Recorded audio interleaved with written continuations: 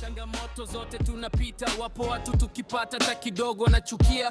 Nachokifanya sasa ni kusaka chapamana. Jamangu ana degree, bado anakaa bechi, anaficha vyeti kwa bahasha chini ya mattress, anaandika CV kama versa, kuna response. Akiuliza Mungu bado ama ni test.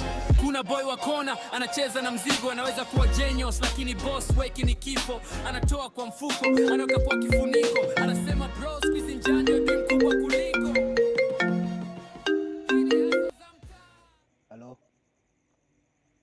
Oye, uko wapi? Na kutafuta mdote sikupati. Kwa hapo umenipata wapi?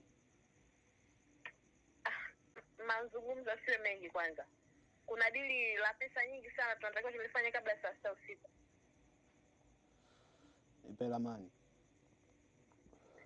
Wewe uko wapi kwanza? Manake sisi timu nzima tushakamilika, bado wewe tu tuko bondeni hapa kwa Ulengi.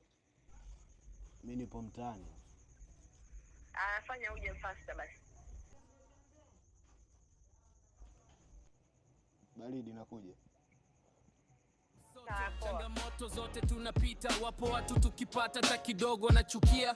Nachokifanya sasa ni kusaka chapamana. Jamangu ana degree, bado anakaa bechi, anaficha vyeti kwa bahasha chini ya mattress, anaandika CV kama versa, kuna response. Akiuliza Mungu bado ama ni test.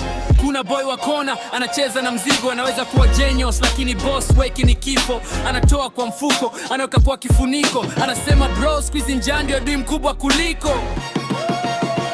Hii ni hustle za mtaa, si historia magazeti. Tunatembea bila fare lakini mebeba ndoto heavy, tunasema kesho la